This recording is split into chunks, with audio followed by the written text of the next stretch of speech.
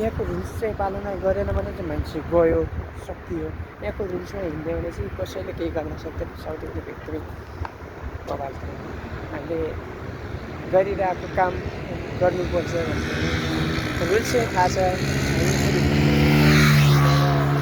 फुडम्यानहरू actually यहाँ फुडम्यानमा आयो भने नि मान्छे फुडम्यानमा आयो भने पैसा अथाह कमाउँछ कि त्यसले जम्मा 1500-1600मा आउनुपर्छ तर त्यसले 3000 4000सम्म कमाउँछ। फुडम्यानमा चाहिँ फुडम्यानको यो फुड पासमा त्यसमा आयो भने चाहिँ डेलिभरी बोयमा आयो भने पैसा त अथाह कमाउँछ ल कसम। अब यसो विचार गर्छ दिनमा 15-16वटा ऊ हान्न सक्नु पऱ्यो होइन।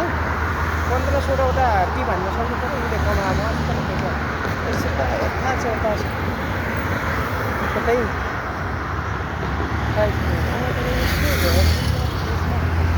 देश विकसित भयो भने यस्तो हुन्छ होला। हामी अहिले हाम्रो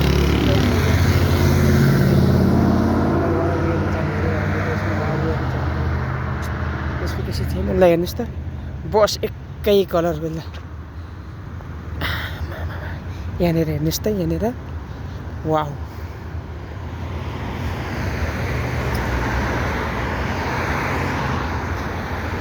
Lamborghini damn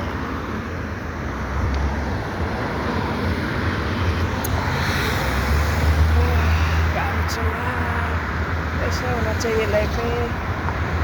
पैसा भयो भने जे पनि पैसा नभए कुरा खराब हो क्या। पैसा भयो भने त जे कुछ हर कुछ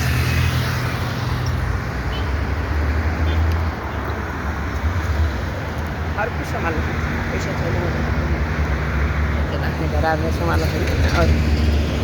हेर्नुहोस् त्यो फोरको गाडी यहाँ बसहरू छ यता के छ देखे झोलाहरू।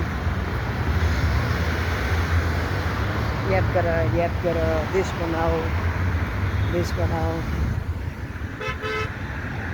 होटल यस्तो छ दामी होटल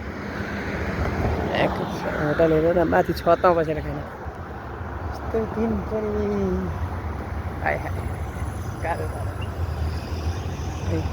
यो भिडियोलाई हेर्नु कस्तो लाग्छ म जस्तोको त्यस्तै हालिदिन्छु। यो भिडियो हेर्नुहोस् त टायर पसल कत्रो छ टायर पसल।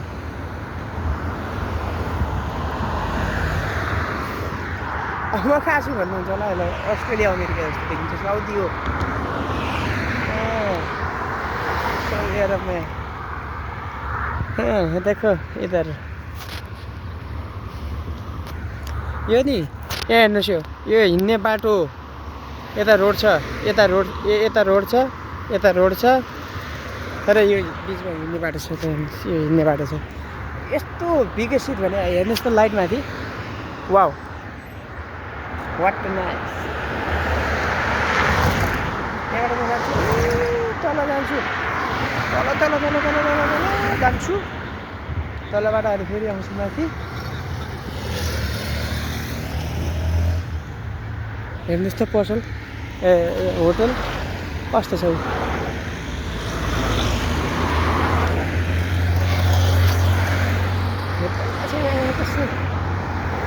अलिकति होटललाई चाहिँ राम्रो हेर्नुपर्दो रहेछ होटल। बगालहरूले त हावा लागिरहेको छ। यो पारी हो त्यो पार्किङ एरिया हो।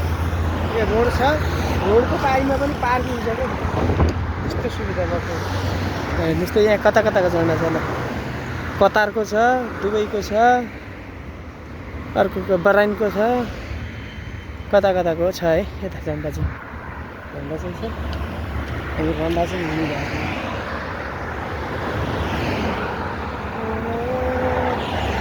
यस्तो भयो भने चाहिँ देश कसरी विकसित नहोस्।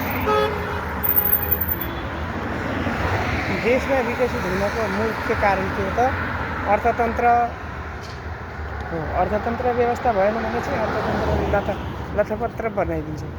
अर्थतन्त्र छैन हामीले नेपालमा। अर्थतन्त्र नभएपछि मोमोज खाएको हेर समोसा खाएको हेर्ने बस्ने। म यति टाढा आइसकेको छु यो बाटो म चाहिँ छोड्दिनँ म यति टाढा आइसकेको छु पर मैले त्यो टुप्पा देखिन्छ त मन्दिर जस्तो त्यही हो मेरो कोठा म अहिले धेरै टाढा आइसकेको छु यति टाढा कि भन्नै नसक्ने त्यही भएर यहाँ आएर गाडीको त कुरै नगरौँ स्पिडमा एकैछिन